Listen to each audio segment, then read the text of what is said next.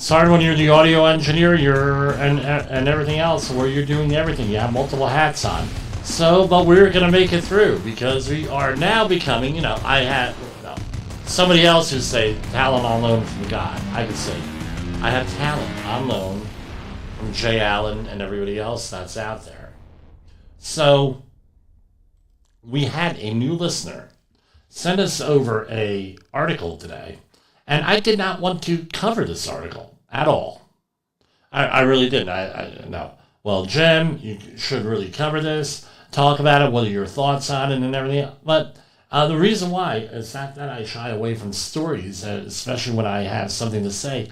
I shy away from jobs often that I know the people involved with it.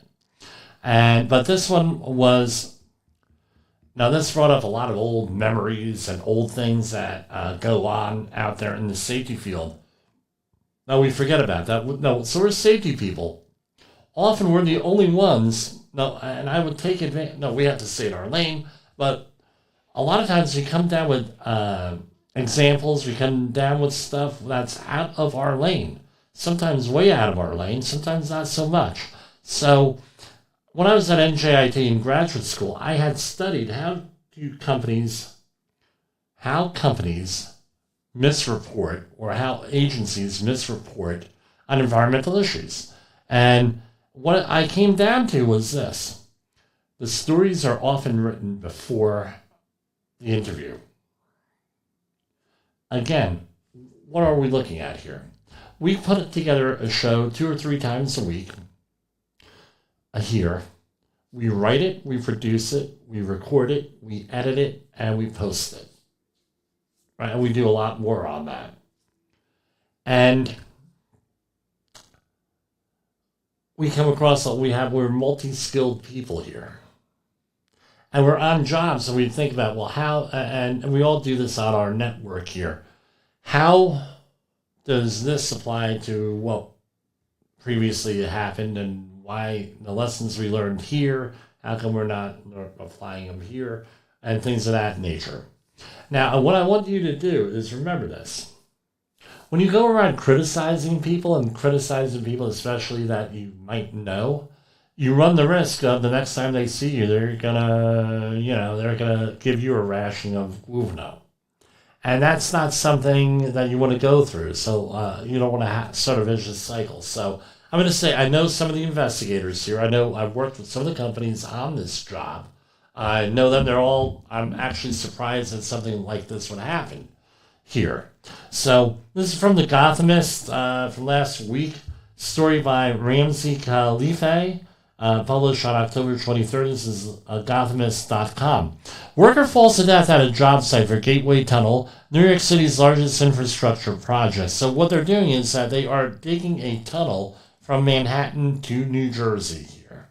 And a construction worker died Thursday morning, and this is last Thursday, after falling down a massive hole at a job site in Manhattan's West Side, where a new set of Hudson River tunnels are being built according to the agency overseeing the project. FDNY Battalion Chief Anthony Romano said that the worker wasn't breathing and had no pulse when he was found at the bottom of a pit at Hudson Yards. Crews performed CPR, then hoisted the worker up with a Stokes basket, a type of stretcher. The construction worker was working approximately 50 foot up on the northern wall. Said Romano, it was a foundation wall that was poured yesterday. We don't know how or why he fell. The man worked for a certain company, according to officials from the Gateway Development Commission, which is managing the work. Officials said all work was halted at a job site while the man's death is under investigation. The work site includes a hole excavated beneath 11th Avenue where crews are digging out the first new train tunnels beneath the Hudson River in more than a century. That's into New Jersey. The $16.1 billion job is the largest public work project in here, and basically people had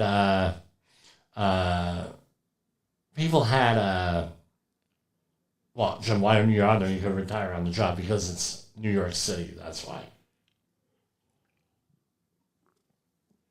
Remember, New York City has, New York City has a couple of laws in place that make it very risky for safety people to work in them. And you're going to say, well, Jim, what do you mean? What do you mean? I tell you what, makes it very risky. Now,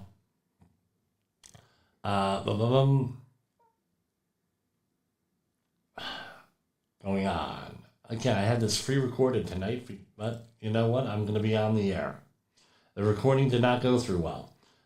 So what's going on here with this?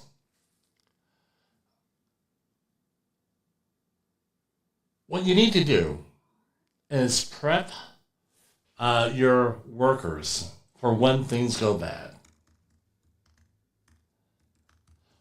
One of the articles here that I will share that I'm going to look. I closed that. I shouldn't have done that.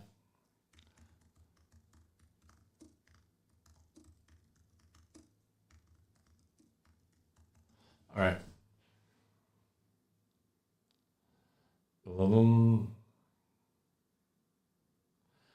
Again, and again, I'm Googling this here. Not the first time that this has happened. So there was one last Thursday, right? There was one in 2020, right? And here we have another article on the Gothamist written by the same author. A construction worker fell to his death at a sprawling Manhattan job site, put in excessive hours in recent weeks, while managers fed up to catch on delays to the project's schedule, according to the man's best friend and co-worker. And it goes on and on with this, talking about the corporate culture to get things done, and some, and it's a whole long thing here. So let's talk about this. We have you have a disaster, catastrophic incident, and you have a worker out there talking about it. Now, this is apparently a non-union company based on what I'm reading here with this, and. Now, based on what I'm reading here with this, so you could manage this here a little bit better. And with a union company, I don't think you're going to be able to manage this as easily. Non-disclosure agreements, number one. So you have everybody working there doing non-disclosure agreements that that might be one way around it. But I prefer to talk about what has happened on other jobs I've been on where people have gone out and blah blah about the job, blah blah to reporters. So there's a lot of reasons why you don't do that, and everything is scripted. So you get, especially if it's a publicly traded company, what do you have? You have a situation where you have a stock price. You're adding moral hazard to who wants to work for a company that had a fatality sort of thing. And you're adding moral hazard, and you're impacting the company's bottom line on this. And it may not even be true, what you're saying. So if you're a company and you're in this place, you're in the safety industry, there's 4 things that you have, and we had Jody Fisher from the PR podcast talk about the 4 things that you want to talk about before you have this. Let me check the audio here, because we haven't had audio issues here in months. And then today we have audio issues here. Let me check the audio. So what are the 4 things that we talk about? Number 1, this is what we know. Number 2, this is what we don't know. Number 3, this is what we're doing to find out. And when I went into the interview and the conversation with Jody, he said, well, you want to add the number 4, this is who I am. Of course, you're a PR person. Of course you're going to talk about who I am. So if you look at the first story here, and this is actually, I'm going to do a shout out to FDNY Battalion Chief, Anthony Romano. Let's see how he does on this. The worker wasn't breathing and had no pulse when he was found at the bottom of the pit at Hudson Yards. Okay, this is what happened. Crews performed CPR, then hoisted the worker with a Stokes basket. Okay, so that's what we know. The construction worker, again, he didn't release the name because of next of kin. Probably, I'm speculating, but I don't think I'm speculating too much. The construction worker was working approximately 50 foot up on the northern wall, said Romano. It was a foundation wall that was poured yesterday, so this adds a little bit of context. We don't know why he fell. Great. Right, so this is what we know. This is what we don't know. Right? And we're going to go on down here. The man worked for a company, according to officials from the Gateway Development Commission, which is managing the work. Officials said all work was halted at the job site, so this is what they're doing, right? While the man's death is under investigation. Okay, it's under investigation. All right, so this is what we know. This is what we don't know. We're having an investigation to find out. And they mentioned Battalion Chief Romano. That's who they got it from. Really good. Now you look at the second article here. It gives the guy more context. Well, we were working long hours. This is from one of the co-workers. I came here to work. I'm not coming here for vacation. I'm not a tourist, according to the friend of the dead man. Right? Sanchez. Rhoda says Sanchez was highly skilled in cement work, carpentry, rebar work, and as an electrician. This would indicate he's most likely hold on, everybody. We're going to commercial break right now. Hang on. We'll see where this goes. Hang on with this.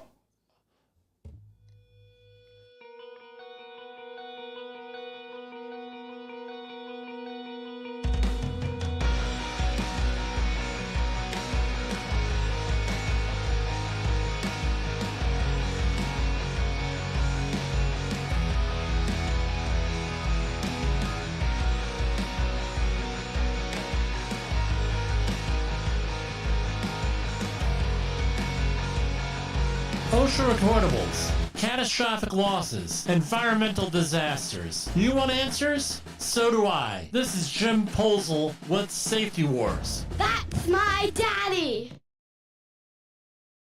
Is your safety training old, stale, and hackneyed? Is your safety trainer still preaching a warped version of behavior-based safety? How about safety training that actually addresses your hazards in your workplaces and is not standardized baloney from 25 years ago? Contact the Safety Wars team at safetywars.com or call Jim Posel at 845-269-5772. Remember, if you're receiving this message, you are the solution to unsafe workplaces.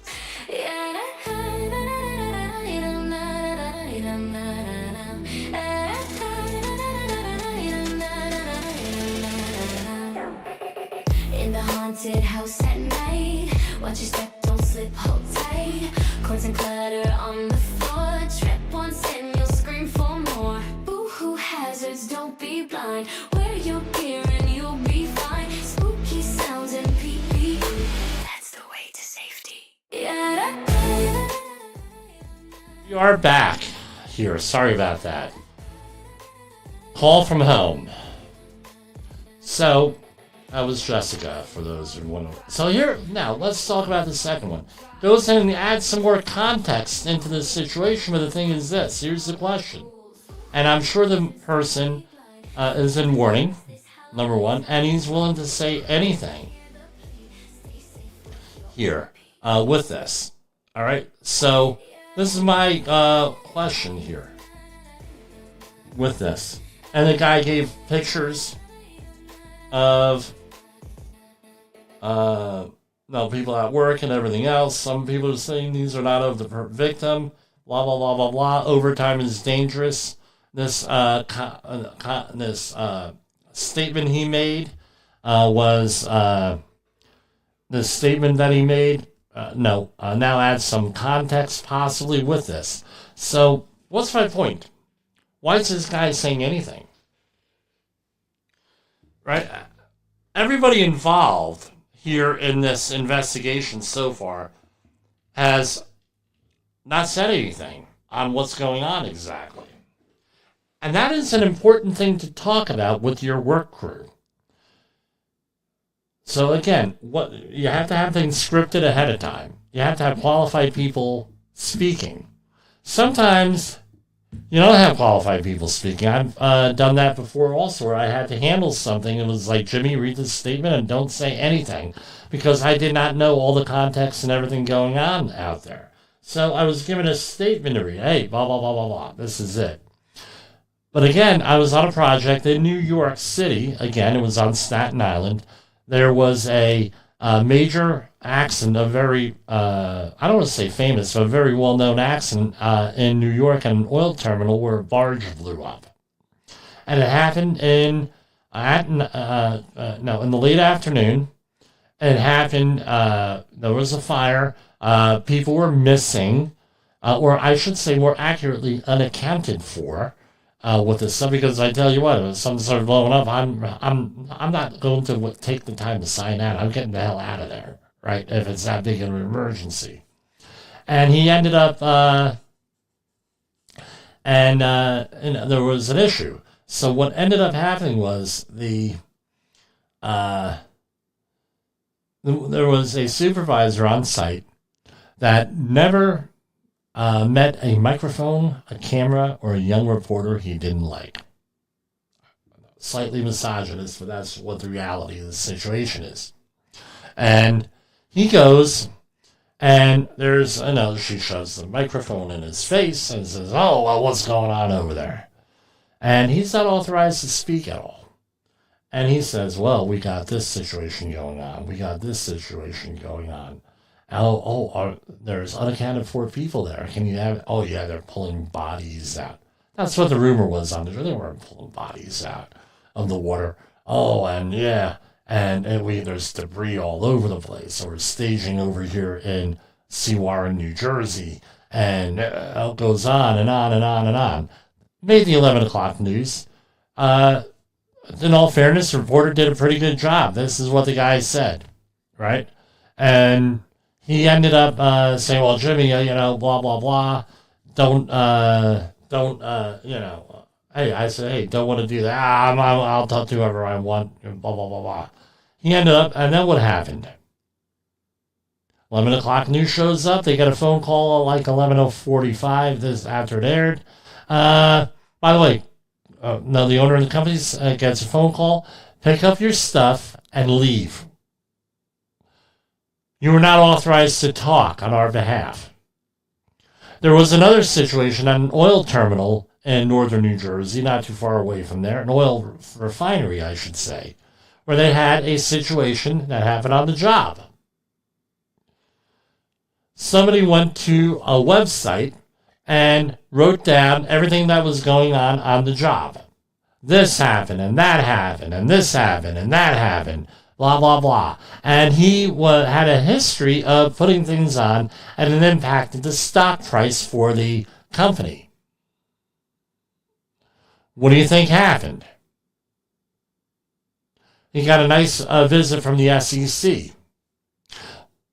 One of my listeners out there, who was a regular listener, and I worked on a project in California. It was a worker fatality. We were there on the investigation crew. And we were told, do not talk to anybody about this job. Had NDAs signed. So we go down, and it's a Halloween. I believe it was Halloween, if memory serves me right. We get together, we were on the road, investigation crew. So we were not working that, was like a similar situation as this year. October 31st, right? Next day we were working, so we were living it up, right, over there. And we said, okay, we're going to go meet at the hotel restaurant, which was a very good restaurant, by the way, phenomenal restaurant for a 3-star hotel. But they also had like a dance club there, and we go down there, and yeah. People at CTFM saw me karaoke, so, it's... don't be surprised that I can dance. But anyway, we're down there, and I said, you know what? I've been out working all day in the sun. I am hot. I'm in level C and modified level D. I'm hot, and I'm smelly, and I'm sweaty. And I said, you know what? I'm going to go, and I'm going to take a shower. Oh, Jim, you're going to be late to the... No, I'm going to take a shower. I'll get dressed. I'll be there. I will be there, but guess what? And one of my coworkers, she said, yeah, we're going to do the same. I'm going to do this. She said, no, we're all full, right? Let's go. And so, well, by the way, we're taking showers together, so don't get the right idea. The wrong idea, I should say, the right idea. Freudian slip. So, we go up and we, get dressed, we get blah, blah, blah. And we go down into the, dirty minds. I got a comment coming across. People have dirty minds. But anyway, we go down there, and lo and behold, who do you see? You have two sets of people. The place is packed. We know it was going to be that, but it was really packed. And we had very young, professional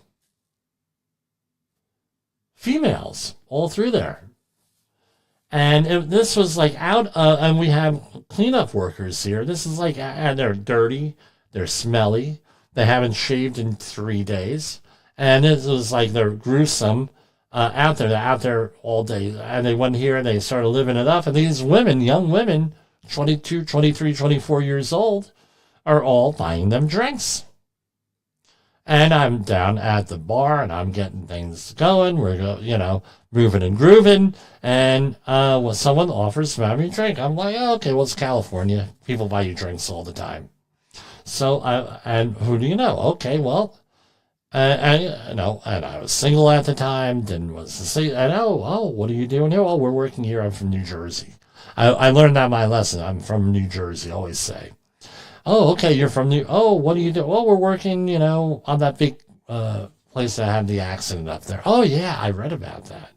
And then she started asking questions, very specific questions.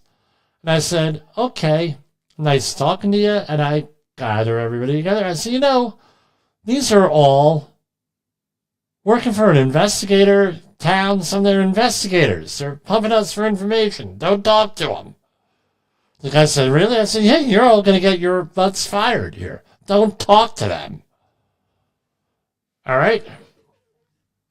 Oh, okay. Well, Then I look over, and the women that were on the project, they had some people out there, and I'll say, and you're all going to laugh. They're like Jerry Clooney types, right? They're out there, and and I said, hey, come over. You know that these guys are like, okay, they may be, I don't know, maybe that's maybe a legitimate thing. However, I told our guys to stop talking to these women because they're buying them drinks, right?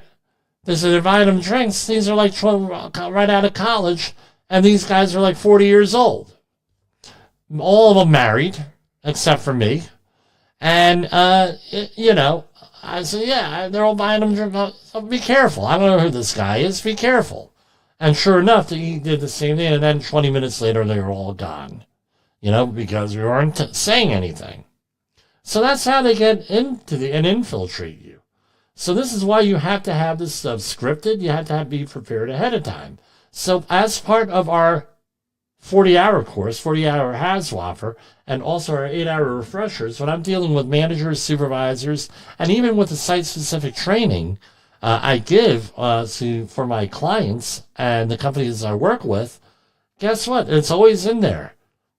Again, well, you go in there and, this is what the script is, NDA, and the whole 9 yards, and be prepared to say something. And what are those 4 things? This is what we know. This is what we don't know. This is what we're doing to find out. And this is my name. Just like this chief, there's a battalion chief, and I'll do a shout out for him, Anthony Romano. Very, very good, very, very good information here in this. This was written last week. Some other information came to light since then. I'm not sure I'm allowed to discuss it because I heard it in the background. And what's the other thing? So now there is a fatality. What do you have to do as an employer if there is a fatality? Yes, let's say, okay, you called 911, you went or it could be catastrophic incident. You call 911, you have the scene stabilized. Within 8 hours, you, not the police, not the EMTs, not the hospital. Within 8 hours, you have to make a call to 1-800-321-OSHA. They are open during the shutdown to report on a workplace fatality. That's number one. All right? You got to report it because they're going to be out there, if not that day, first thing in the morning the next day, doing an investigation. Usually, I have not had to wait more than 72 hours for them to show up on site where there was a catastrophic incident or a fatality. So some of the other information I've spoken to other investigators, and that's what they have told me, about 72 hours. So what do? You get somebody else there, also you and a coworker. You sit there and, I don't know, do your own investigation, try to find out what happened, if that's part of your job. Or maybe your job is to wait for OSHA to show up. And you go there and you hang out until OSHA shows up, and they'll be there. You get your ducks in a row, get your OSHA 300 and 300As, get your safety plans out, get any training records out, because they're going to be asking for them. Get some photos and everything else ready to go. Take and do your own investigation while you're there. Maybe do some safety stand down, especially with fatality. You head up some kind of a training class out there. You might have grief counselors. You may have a lot of things. On one of the projects that I was on, they actually brought out some clergy to bless the site because it was a scene of a tragedy, to try to, bless the site, to quote unquote maybe cleanse the site with that and give people an opportunity to mourn. You have a plan in place to notify the family or next of kin on what happened. You don't release the person's name, like the here with the fire chief, the battalion chief. You do all this stuff. What's the idea? You have to go out there and plan the crap out of everything.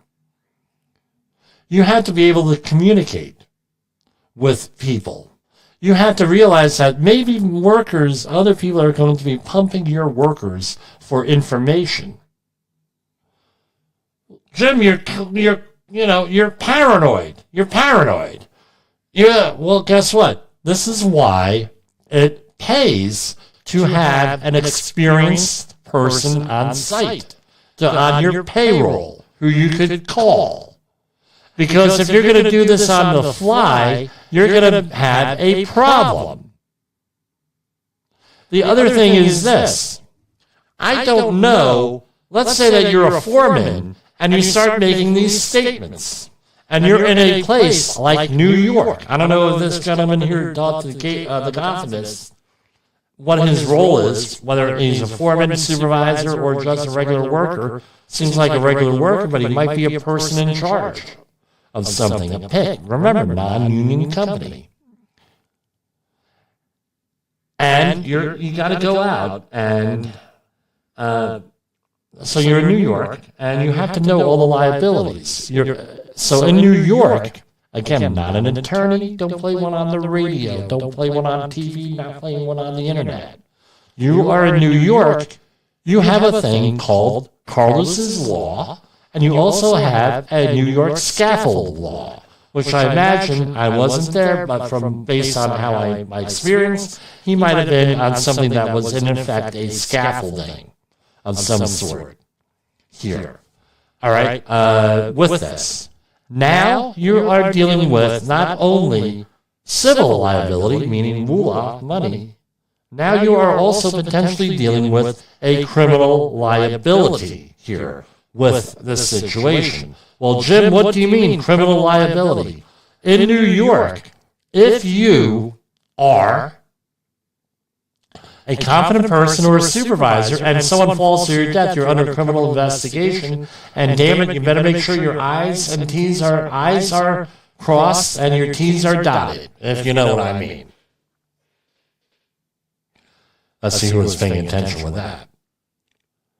So now, you're a competent person on these jobs in New York City. What is your responsibility as a competent person? First of all, if you're a safety professional, are you the competent person? So what do? What's Jim's rule? What's Jim's rule? Every time I go onto a project, I don't care if I'm a direct hire or if I am a consultant, it's going to be either in the contract or an email the first day of work. What's my scope of work? What am I responsible for? Right? And now we'll start number one. Do I have the authority to hire? Do I have the authority to fire?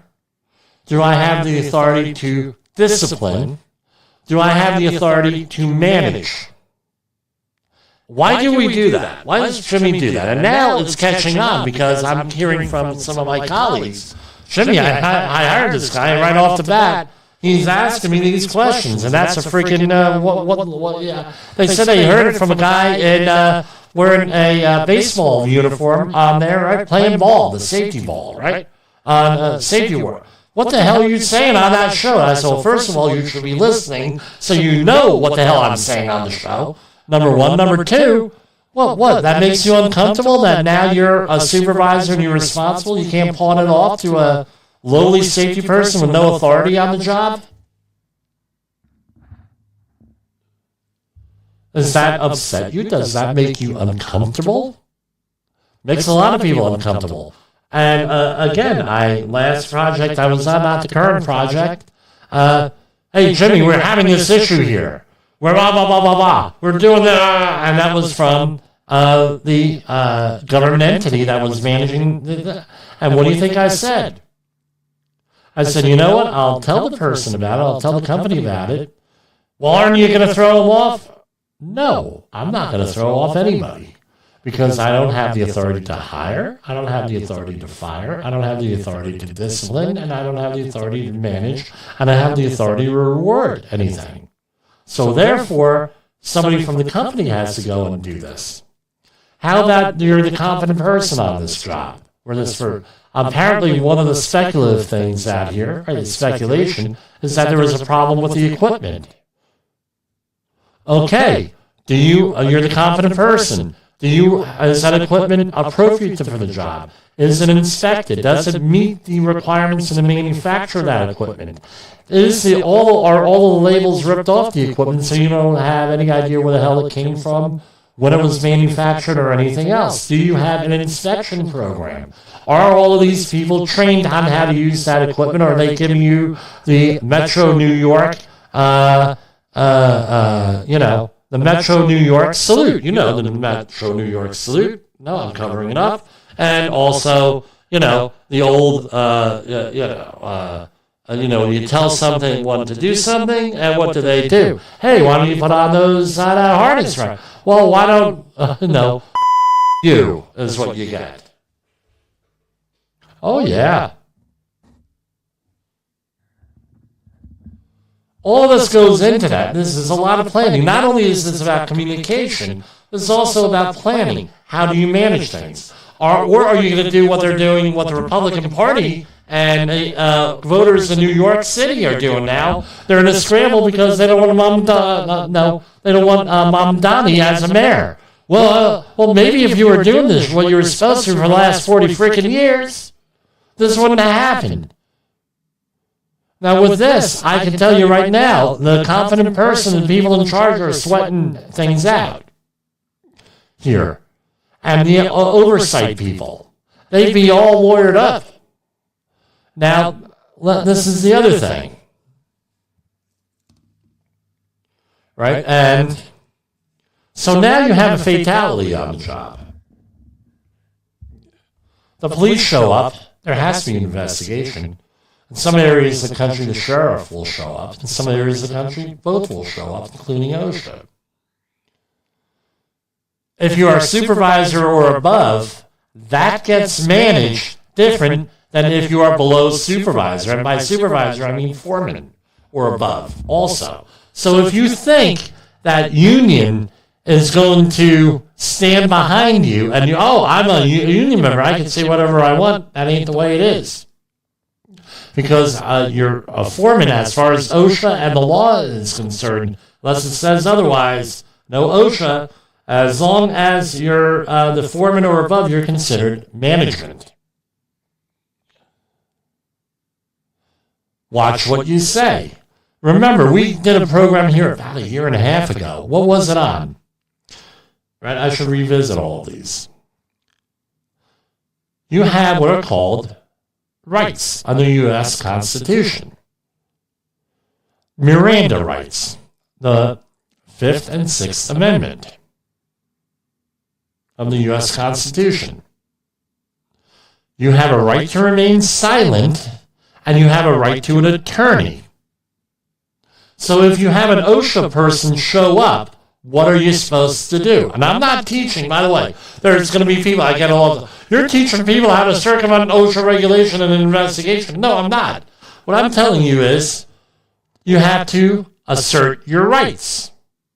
Just because OSHA is there does not mean that you lose all your civil rights. You go out there and you say, hello, Mr. OSHA compliance officer, welcome to our job. Can I get you anything to drink, sir or ma'am? Oh, well, okay, well, let's go into this conference room. And in that conference room, God willing, you have it sanitized, meaning all of the paperwork is out of there. All of the plans are out of there because that is all fair game. And you sit the person down and you say, well, what can I do to help you? How can I help you in your investigation? Well, we're going to need this, we're going to need that, we're going to need... And certain documents, I'm not going to go into the detail, have to be produced within 4 hours. Look at your OSHA 300 log, number one, and some other records have to be, right?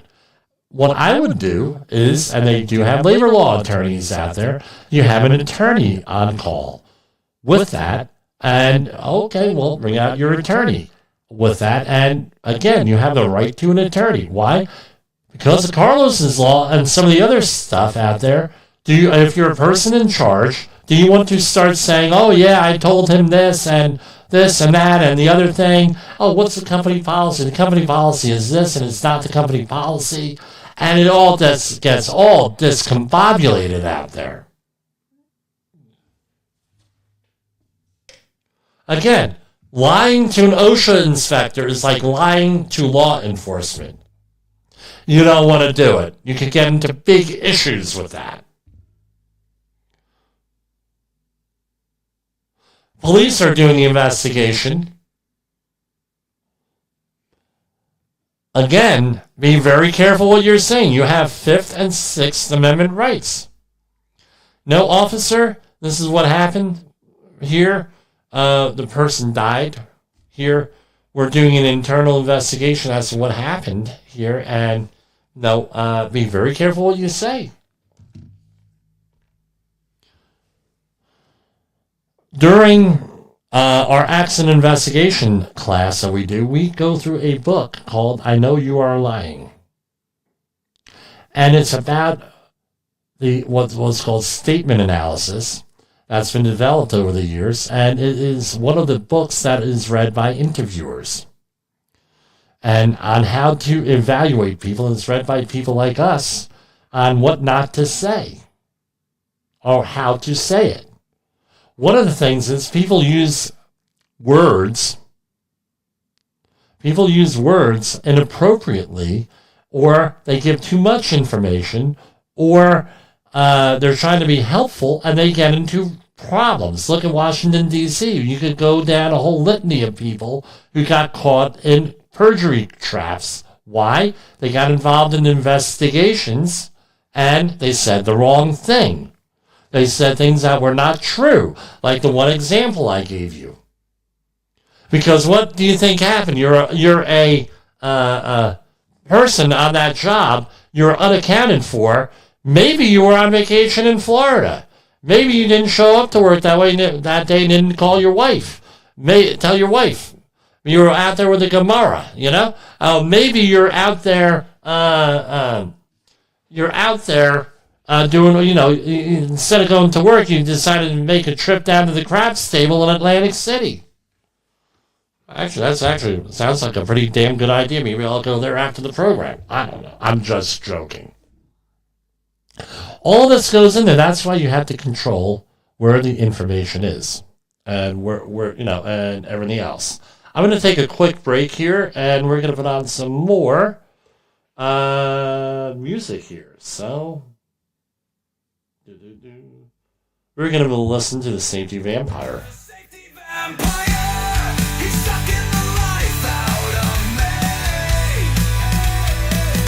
He's such a drag, he's making the workplace less safe.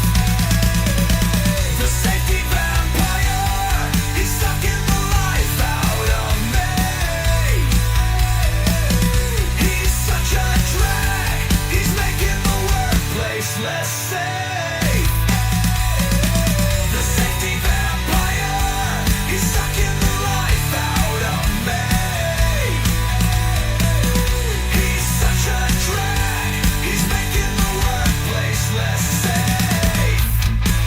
Do this, do that, do this, do that, do this, do that, do this, do that, do this, do that, do this, do that, do this, do that, do this, do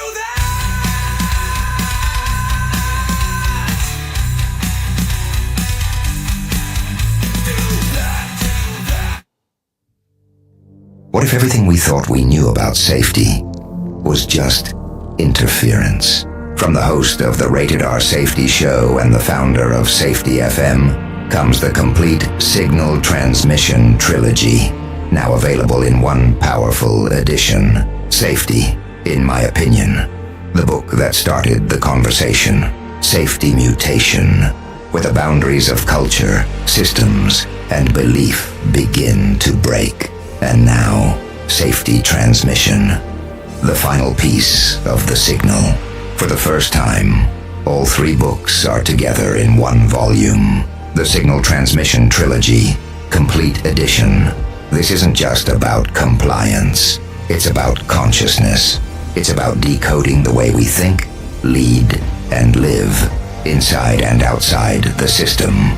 Whether you've been following the signal since the beginning or you're just now tuning in, this is the version to own. Search Signal Trilogy on Amazon or visit safetyfm.com to get your copy now. OSHA recordables, catastrophic losses, environmental disasters. You want answers? So do I. This is Jim Posel with Safety Wars. That's my daddy! It's coming up out of the ground. The toxic waste is bubbling. What if everything we thought we knew about safety To your skin. It's in your blood now. C of R 1920.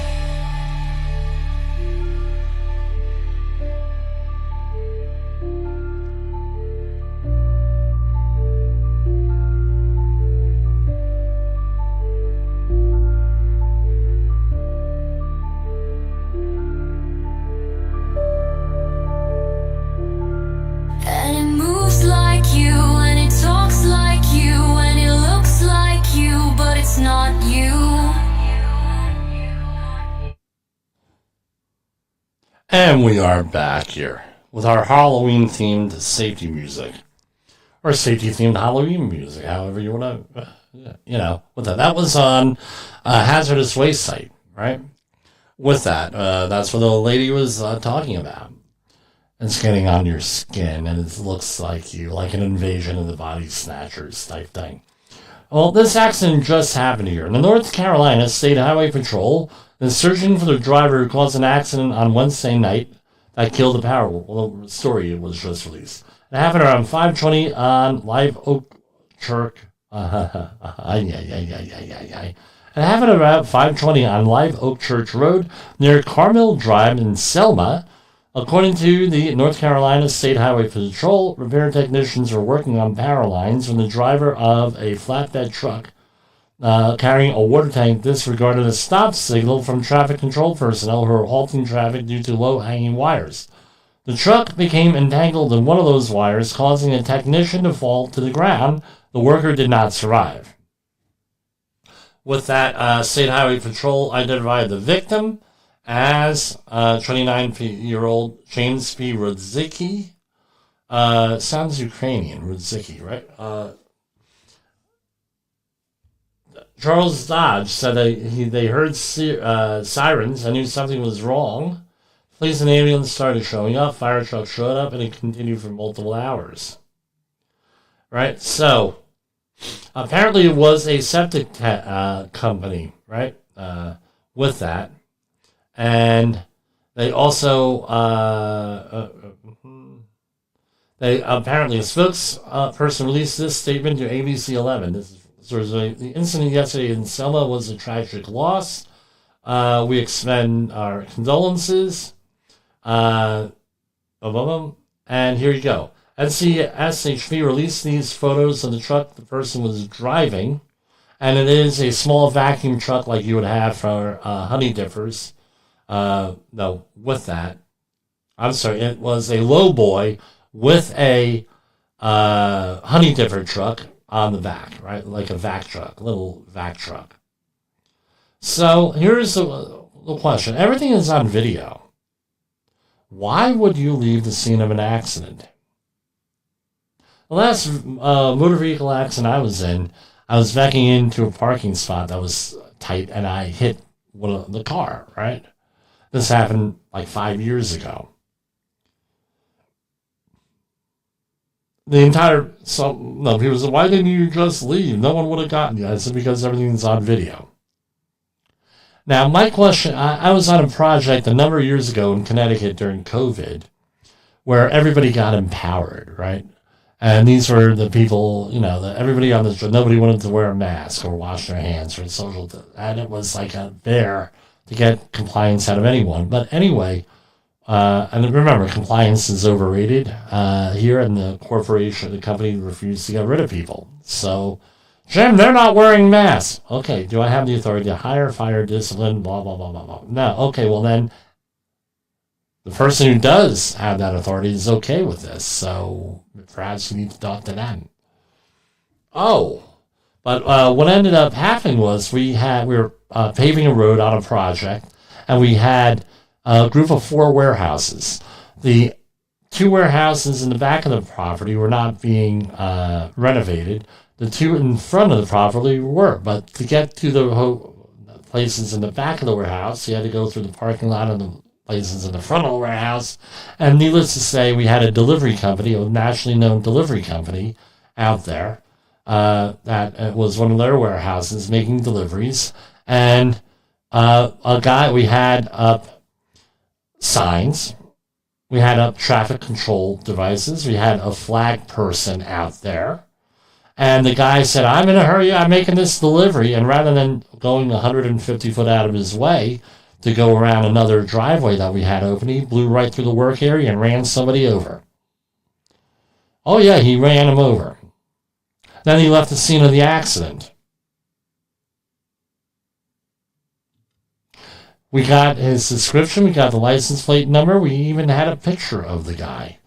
The policeman in that part of Connecticut decided not to press charges on him. Said, in plain view of 12 people, he ran someone over, left the scene of the accident. What's going on? Well, they just never investigated it. They didn't, or anything. Ended up being the guy actually got real badly banged up, but nothing really serious here, right? You're just like glancing blow on here with this. I said, no, what now? How do we manage that? From now on, whenever we had anybody in the doing any work on site that was in the road, in a parking lot, we had everything up like we were supposed to. Right, all what do they call it? NTSB standards. We met 100 and then and we did more. Plus, we put vehicles in front of where we were working. So if someone wanted to go through there, they ended up hitting a vehicle, a construction vehicle. Which is what my recommendation was in the beginning, and I had it documented, but what did they do? Right? I'm holding up. Right? They did that, and then that was, Fleet View. So and the other thing was, after that, we had a video camera out there at all times, video recording everything on that parking lot. And we actually, then the police did something because we had another incident, and that was the way it is. So that's basically what we do here. We go out there, we manage things, plan ahead of time. Everything, along that. And that's all I really wanted to say tonight on Safety Wars. So we're going to conclude, because anything more than this, I ramble. And we're going to go out with our outro and then our patriotic salute here. And with that, so let me say this.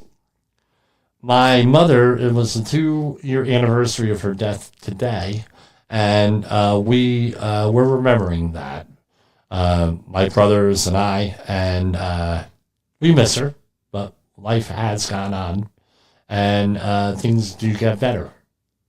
For Safety Wars and Safety FM, this is Jim Posel, and the playing of the Star Spangled Banner is in honor of my mother, who was an immigrant, and she loved this country. So we will be playing that in memory of her today. The views and opinions expressed on this podcast are those of the host and its guest and do not necessarily reflect the official policy or position of the company. Examples of analysis discussed within this podcast are only examples. They should not be utilized in the real world as the only solution available, as they are based only on very limited and dated open source information. Assumptions made within this analysis are not reflective of the position of the company. No part of this podcast may be reproduced, stored in a retrieval system, or transmitted in any form or by any means, mechanical, electronic, recording, or otherwise, without prior written permission of the creator of the podcast, Jay Allen.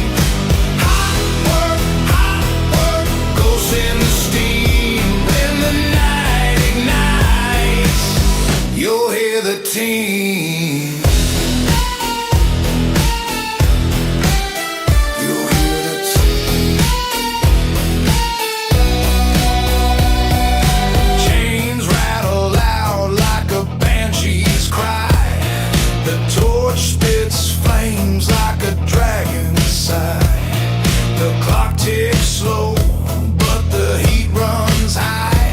It's a graveyard shift under a molten sky. Cursed by sparks, they cling to my sleeve.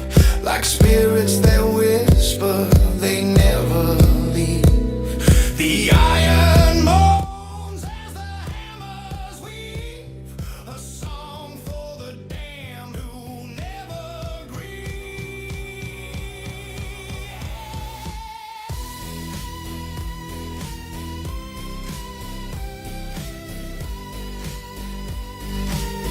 You never dream. No energy.